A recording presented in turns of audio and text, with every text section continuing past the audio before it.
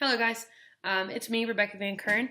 I just want to take the time to start by saying thank you for watching this and thank you for your patience and flexibility as I cannot make it to class tonight for the final presentation.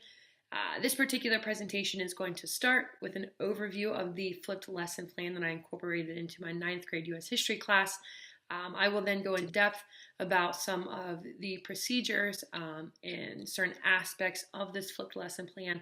I'll be showing you some examples of student work. And then finally, I will wrap up this presentation with a brief reflection on the overall flipped lesson plan itself. For my flipped lesson plan, I geared it towards my 9th grade U.S. history course, and we focused on the Red Scare. The particular unit essential questions that guided this lesson were: 1, what was the Red Scare and how did it affect the United States after World War I?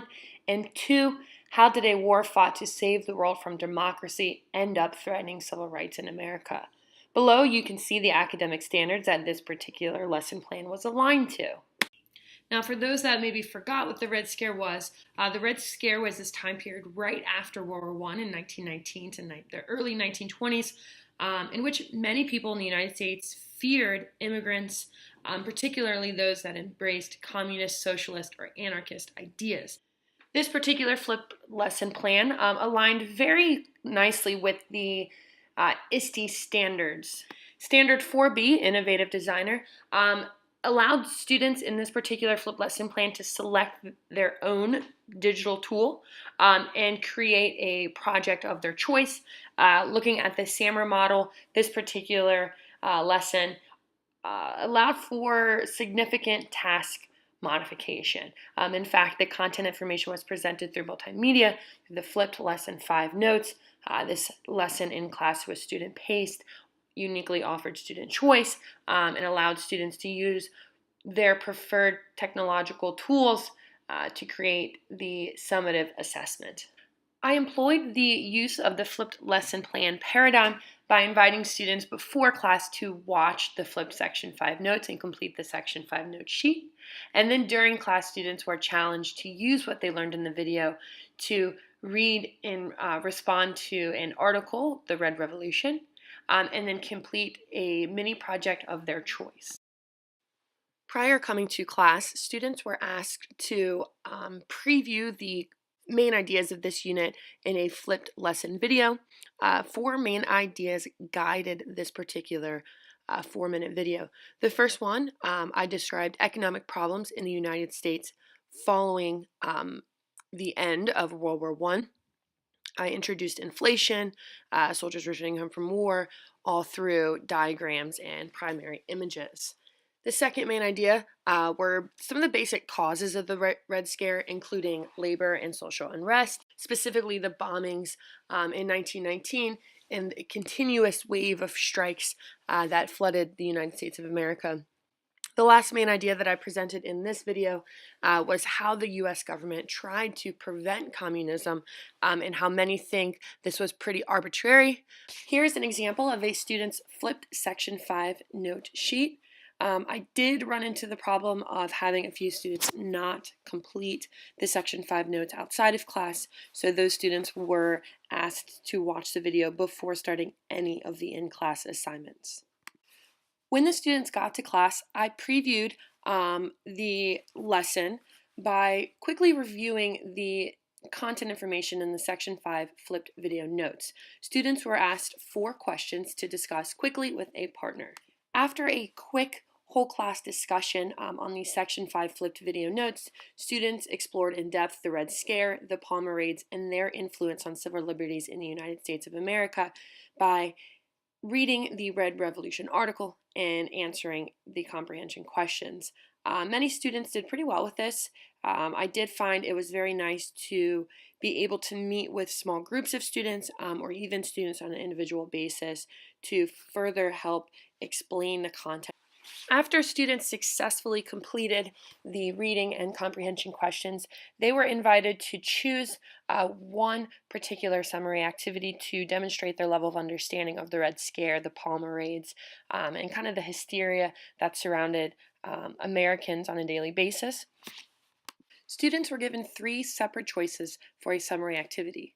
The first one Imagine that the date is January 24th, 1920, and you are an editorialist for the New York Times. For this particular project, students were asked to write a minimum of 10 to 15 sentences using tech tools such as Book Creator, Pages, or Keynote, and they were supposed to respond to whether they support or oppose the actions of Attorney General Palmer in the 1919 and 1920s Palmer raids. The second option of the summary activity asked students to evaluate what it would be like living in the United States as a European immigrant in the early 1920s. Students were asked to create a 2 to 3 minute movie in which they assumed the role of a European immigrant. So this could be through self-dialogue, images, secondary primary source information. And for the third option in the summary activity, students could analyze a series of propaganda posters that were provided depicting nativist views in the United States during the Red Scare.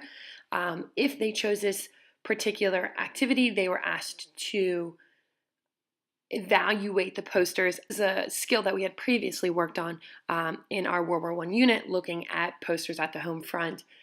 Students in this activity would choose 4 posters to analyze and then create their own poster using Canva, Keynote, or Doodle Buddy. These particular technology resources offer very valuable ways for students to construct and demonstrate their level of understanding.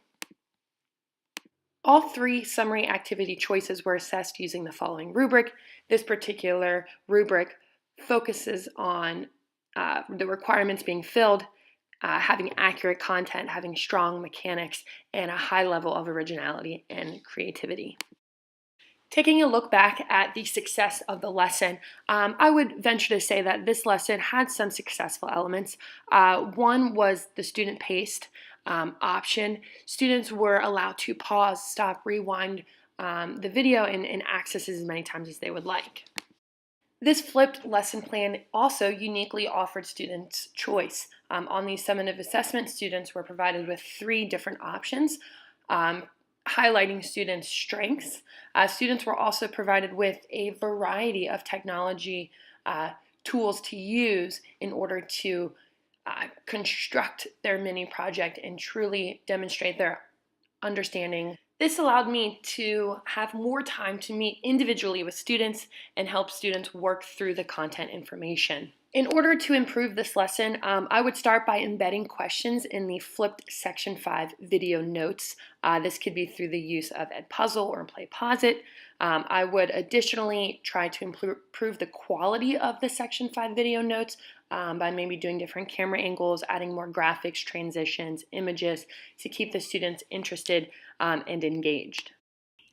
Thank you again for watching. It has been a pleasure taking this course with each and every one of you and working alongside and growing in our technology education endeavors. I wish you guys the best of luck. Thank you again. Take care.